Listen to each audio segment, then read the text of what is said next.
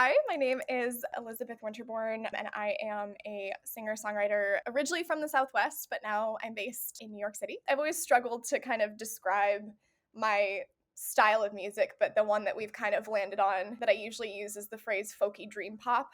Because it's the best encapsulation I can give of what I make. The project that I am here to talk about today is a new single that I have that has come out, and it is called Drowning, and I'm very, very excited about it. Yeah, so basically I've been kind of like teasing it a little bit with like, oh, there's another single, and oh, there's another single, and like to just be like, oh wait, but then there's also gonna be like a bunch more songs. Yeah. So and that's gonna be this summer that's coming out. But yeah, so the new song Drowning will be out probably by this time this airs. It's very exciting for me because that piece, that single in particular is kind of like a little bit like not it fits with Evergreen, but it's a little bit of a step in a direction that I haven't taken before. And I really just like have fallen in love with what my producer and I were able to create with it. So I'm very excited about that song. The key part to the way that we created like the produced version of the song, because when I write, everything I write is on that guitar right there, like very just but when we created the produced version together, basically he found this synth part that is very prominent throughout the song, that he just started like I came in one day for one of our sessions and he just started playing it, and, like, I don't think he thought he was just like, "Oh, here's some ideas." And I just heard this part and I was like, "That is so cool, like, where did you find that?" And it, like, perfectly fits to, like, the key and chord progressions and everything. I'm like, "That's wild." Um, and we started referring to it as the Stranger Things synth, like, in the as the labeling because that was, like, just what and so, like, that's, like, the best way to kinda talk about how this song is different is there's, like, that kinda synth part and the way that everything else comes together. It's like the dreaminess in a whole other way, and, like, because I wanted the song to sound, at least in my brain, like underwater, because that's what we're talking about. So it's like it's just kind of it's a departure a little bit like stylistically, just pushing it a little bit further into that kind of sphere of like synthy, dreamy, kind of almost 80s stuff. It's about like really complicated emotions that you have kind of like the main idea of like feeling like you're drowning, but there's all sorts of nuance within that. And like my favorite my favorite line in the song that I came up with, very simple, but it just kind of like when I created it, I was like, God, that hit me like in what I've experienced of, and it's that the line is every now and again it slips back in. And that's like for me just the idea of like talking about like, okay, we think it's better. I think it's better. And then like every now and again it's like even if it's better, there we go a little bit again. And so it's like that idea of kind of you can never quite catch your breath. And you're kind of just feel like you're always thinking.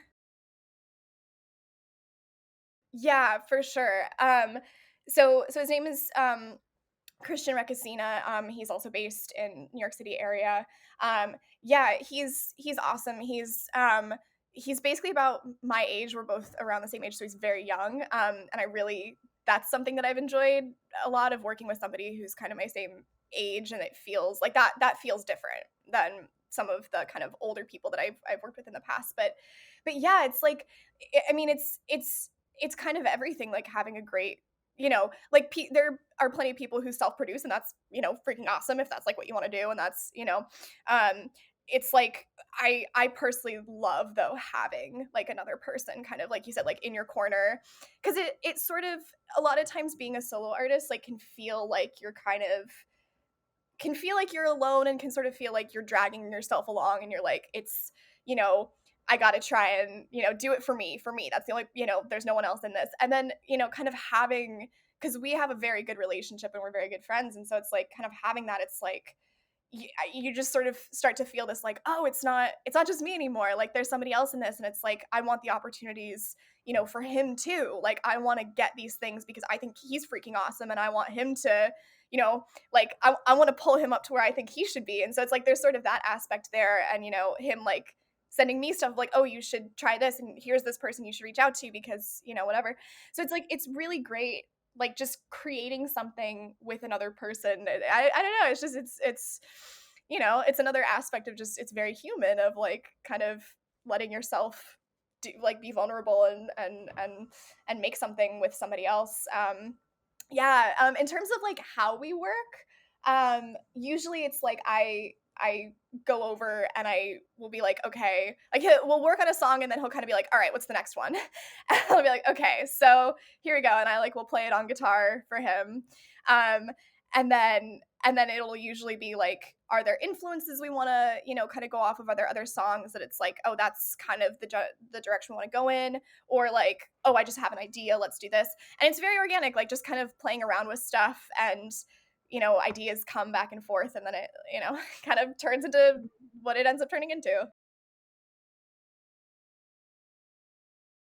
Yeah, so Drowning is actually a good example of that, where, like, because I wrote it like, when I write, everything feels not necessarily everything, but it tends to feel very, like, folky when I write it because it's me and my acoustic Martin guitar, so it's like, that's, kind of the way that it feels in my head, and then we started it was that synth part that was just like, "Oh, this has changed it, it's a different, feeling now," and it just sort of turned into something, um that was very, very different, but in a great way. Like, I really loved where it turned like what it turned into, but I wouldn't have guessed that it would go there, which is interesting because Evergreen was the opposite, where it was like I wrote it and then I was like, I sort of have this idea in my head of exactly how I want it to be, but I don't really know how to like how that tangibly is, and then it was like by the end I was like, oh my gosh, we made it exactly what it was in my head, and like that just worked. So it just depends on the song, but that's a fun thing to kind of see how that happens.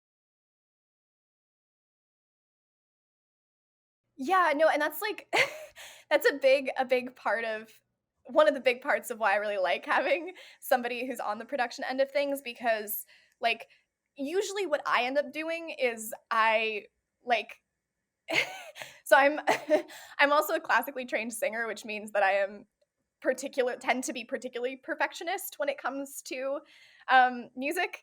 And so it's really helpful to have somebody that can kind of bring me down, where I'm like, I feel like that sounds terrible. And then he's just kind of sitting there like, I don't I don't know what you like, no. Like, I think that sounds I don't know what you're hearing. And I'm like, okay, maybe it's just in my head. Maybe this is not real at all. And so it's like it's really helpful to have somebody who kind of is hearing it from like he's creating the production, but from like kind of the artistic side of being a listener. Like, I cannot be objective, like I just can't. And so it's like it's really helpful, yeah, for sure, to have somebody who can just kind of be like that. Yeah, and like I mean, it's very much the kind of thing where like I I don't know, because it's just like we have different ideas about things, and so it's if there's something where he's like, I think it needs to be this, like it's either a thing where I'll like just kind of sit there and be like, let me just think about this, and like it never really feels like a thing that's like hurtful. Like, it doesn't never feel like that. It's just kind of like, okay, this is his idea. Let me think. Does that like do I objectively think that makes the song better or not? And then just respond with like, yeah, let's try that, or no, no, no, it really needs to be this way, and just kind of go from there, and try to very much take it as like, how can we create this into the best version of what it is that it can be. Yeah, so like I don't really take it as criticism, and also like like friends, like having a friend relationship, like I know that like we have each other's best interests, so it's like it's not it's just like a process of figuring out what ultimately works. But we also like one of the reasons I really like working with him is that we tend to hear the same things and agree on a lot of stuff. So there's not that much of that, anyways. But yeah, I find like there's something about kind of imagery and metaphors of nature that I just find like I really love in songs, and I like that in songs I listen to as well. Like, there's just something really just lovely about that imagery. Um, that feels kind of like magical and abstract. And so it's like it definitely plays a big part. And I mean, like Evergreen, you know, that's the kind of forest that we have in the Southwest where I grew up, and like, I know what that looks like, and that's very much like an image that stuck in my mind when writing that. Um, yeah, so it depends, but I think but like nature does have it does play a big part in like kind of the imagery of what I write about. And like being in the city, it's interesting because I feel like I've just sort of adapted to being in the city, and there are certain aspects of the city that I feel inspiring me in that way. But like there is that I think that probably is part of it too of like I'm not in a natural space anymore that I was very used to growing up in. And even like when I went to college in upstate New York with like the gorgeous forests that are there. And so it's like I think that probably is happening. That's interesting. I don't have normal days. There's no it's like everything like any day could be totally different. Like I had a day like last week where it was just like a random Wednesday where like just things got canceled, and so I was like, "Oh my gosh, I don't have anything to do today." And so I just like my partner and I just like hung out in the city and like walked a bunch. And I was like, "Okay, great." and like went to the public library and saw their like archives, exhibit, and it was like beautiful. And then there's days like today is like I will occasionally do this to myself where I'm like, no, I can block something into every single second of the entire day and that'll be fine. And today is one of those days where I do that and I'm like, no, we can do it. It's gonna be fine. So like I was in I was in like Brooklyn earlier, and now I'm back in my apartment, and then I'm going back to Brooklyn, and then I'm going to be in Midtown, and then I'm like taking a train tonight to Long Island, and like my days usually consist of a lot of going to the different boroughs for various reasons because like like my producer's in Brooklyn, but then like, I have projects that I'm working on that are in like Midtown Manhattan, and then, like all this stuff. And so it's just like I am going all over the place, in any given day. So it's like there is no there's there's no typical day. It doesn't exist anymore. Yeah, I mean, there's definitely the days where it's like I really do pile it on too much and I'm like, "Okay, I feel like I'm gonna explode." It's like, "Okay, how are we?"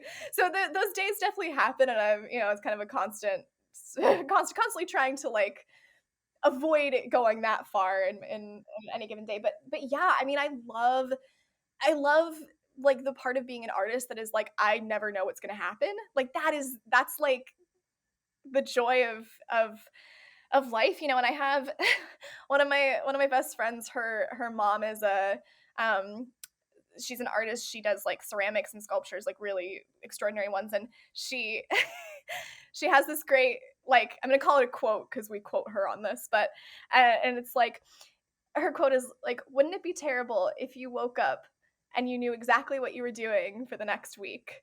And I just like love that. Of like, wouldn't that just be terrible if you knew what you woke up and you knew what your entire week was gonna be? And I was like, yeah, yeah, like I don't wanna know what next week is gonna be. Like I love the idea of like, I don't know what could happen.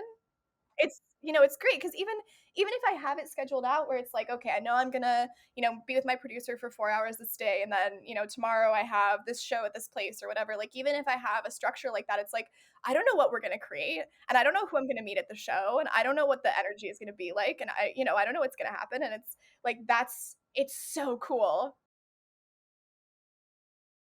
I have definitely been listening, as have a lot of people, to a lot of Taylor Swift stuff lately, and I've kind of like Red was, I was like 11 years old when Red came out, and so that was like a really pivotal kind of thing for me as like as somebody writing music, and that kind of so I that's been one that's like I've kind of been revisiting kind of the nostalgia of that for me. Aurora and kind of her last album, which like I don't want to say like because that like most recent, but like her last album,